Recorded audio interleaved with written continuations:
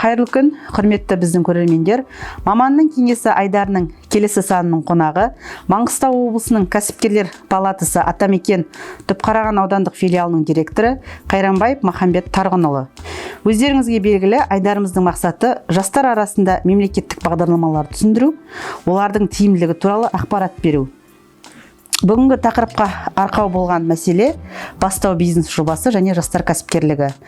Махамбет Тарғынұлы, айдарымызға қош келдіңіз. Енді қазіргі таңда жастар кәсіпкерлігі белең алып, күнкөріс көзіне айналды.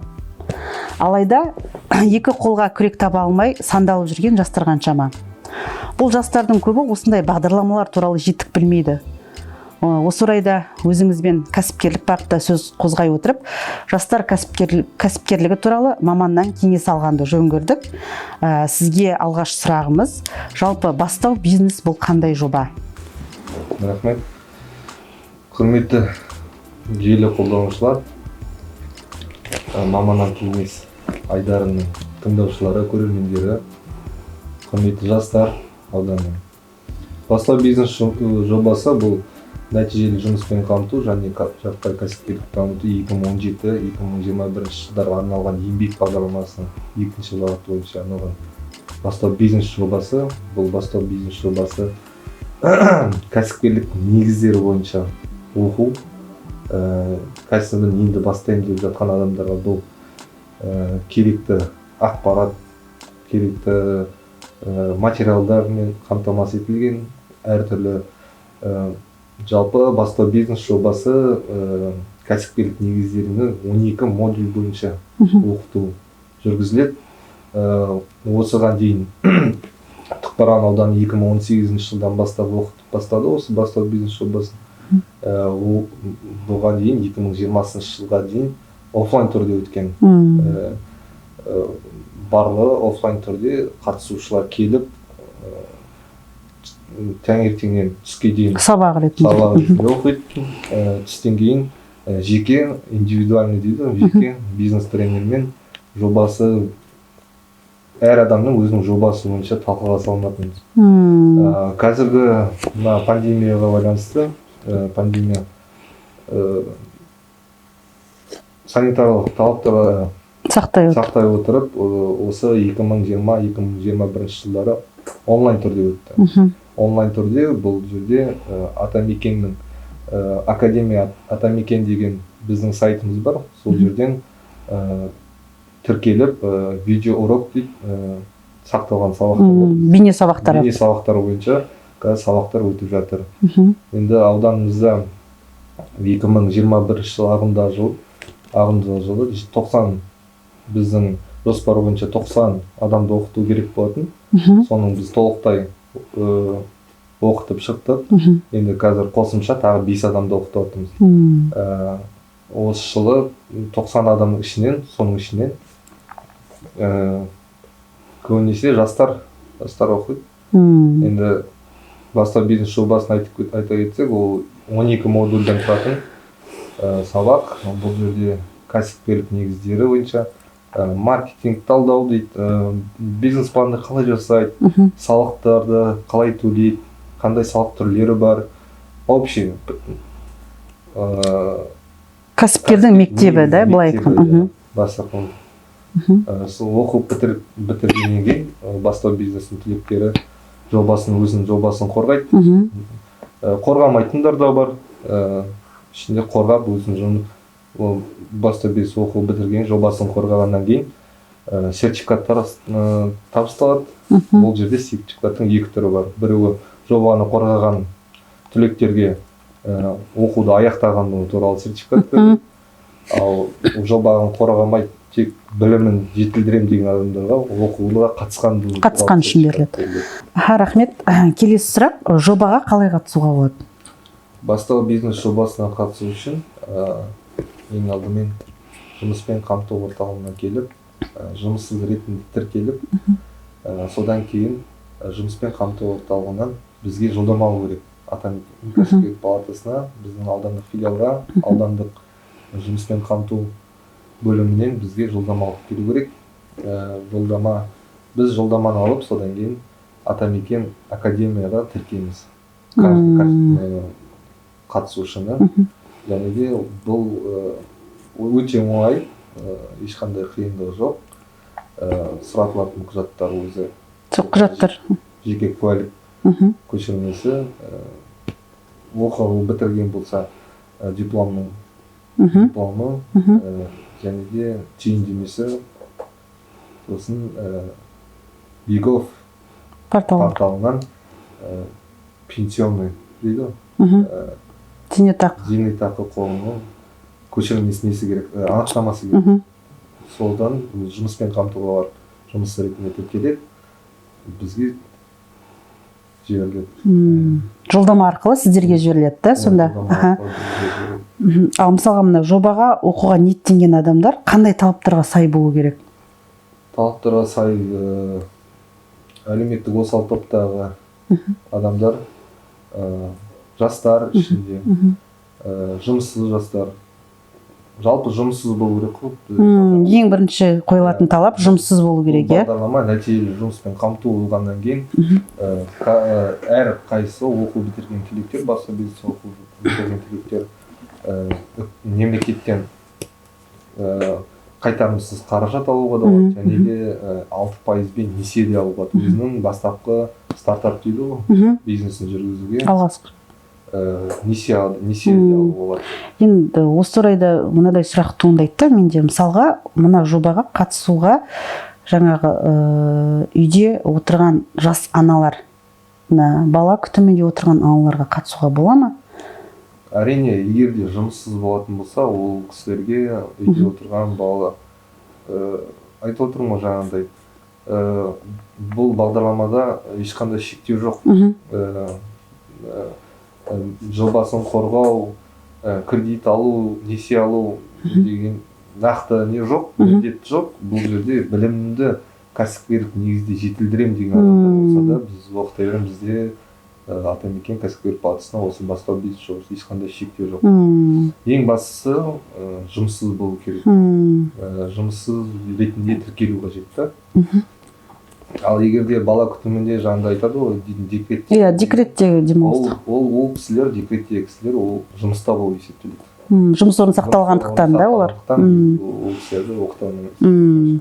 Сол мен де айтқым келіп отырған, осы айырып білгім келіп отыр да, мына бүгіне осы декретте отырған аналар оқуға бола ма, әлде осы жұмыссыздар санатындағылар оқу керек пе? Жұмыссыздар санатындағы. Рахмет сізге. Енді тағы бір сұрақ, аудан бойынша осы ағымдағы жылы осы жоба арқылы қанша жас оқыды? Біздің Тұқпарағанды аудандық филиалына жоспар бойынша 90 адам оқуға ниет білдік. 90 жолдама алатын боламыз. Осы 90 адамның ішінен 28 жас бізде осы жылы оқуын тамамдады. Кәсіпкерлік негіздері бойынша толық ақпараттандырылды, білімін жетілдірді деп ойлаймын. Себебі бұл офлайн кезінде, оқу кезінде бізде отзыв дейді ғой, оқудан кейінгі өзінің алған білімін біз жобасын қорғайтын кезде басқа бизнестен не үйрендіңіз деп сұрақ қоятын болды бізде.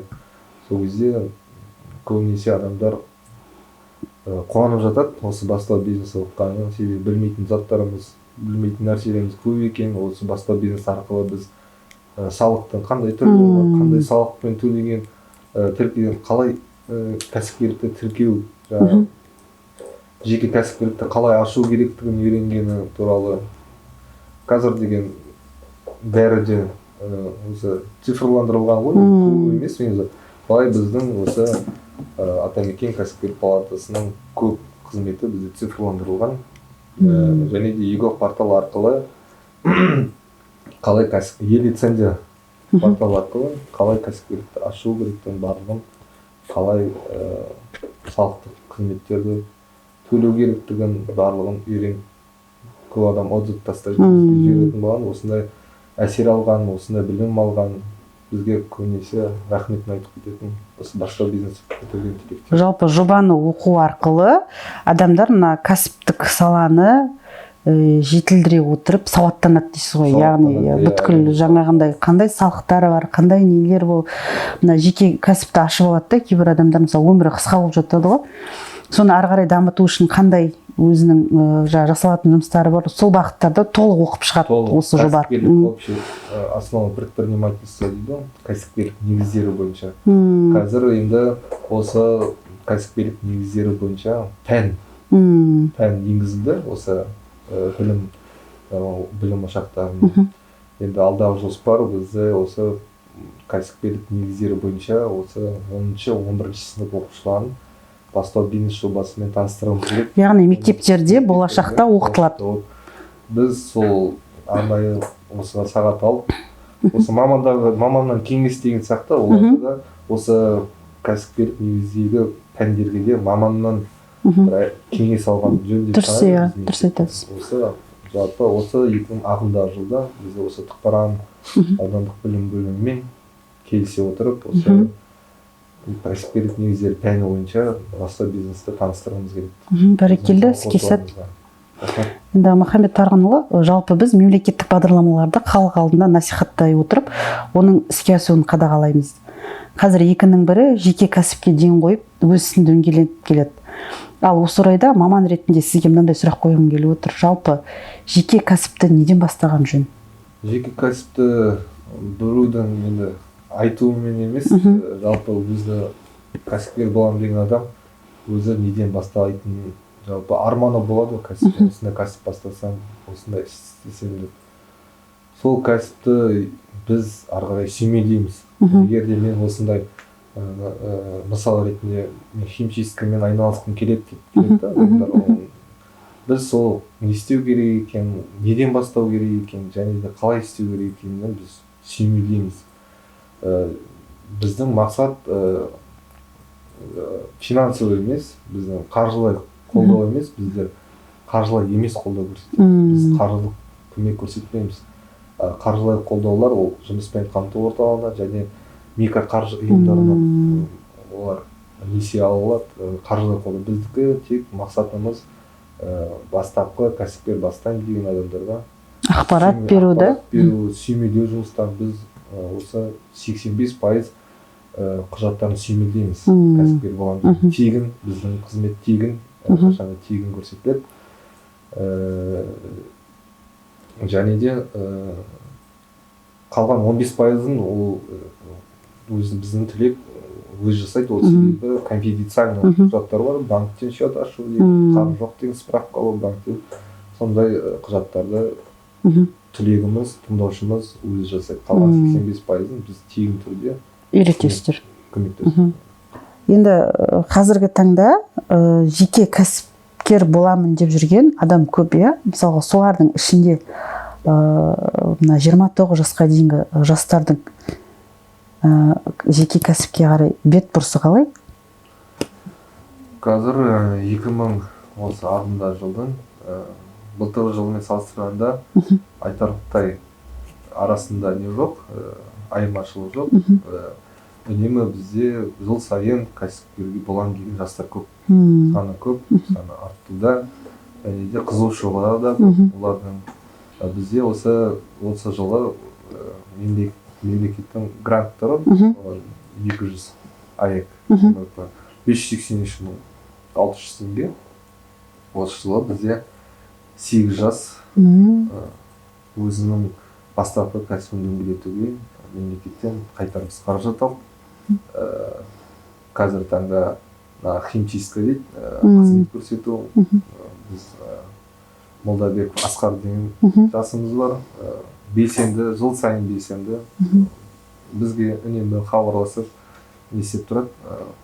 Қазір өзінің химчистка осы үйдегі жиһаздарды осы өзінің тазартатын аппараттарын сатып алған. Сонымен қазір жұмысын кәсібін дөңгелетуде. Өте қарқынды жүріп жатыр. Және де бізде ең қызықты деген қазір осы қуаңшылыққа байланысты жауын шашуының болмау әсерінен малдың азығы жоқ. Қазір сол осы заманауи гидропоника дейді, светодиодпен күннің сәулесін беретін светодиодтар бар. Сол диодтармен және де тамшылата суару әдісі арқылы топырақсыз осы гидропоника тәсілімен өсіретін бір жоба қорғалды. Ол осы ауданның Форт-Шевченко қаласының жасы тұрғыны Ізтұрған Ғазиз деген. Қазіргі таңда ол осы жобасына сәйкес материалдарын қазір алып жатыр. Бұйырса ісін алдағы уақытта бастайды. Біз оның жемісін және қорытындысын алдағы уақытта білетін боламыз. Бәрекелді. Қазір енді былай қарап отырсақ, жастардың идеясы мықты. Алға қойған мақсаттарды лайым солай болсын.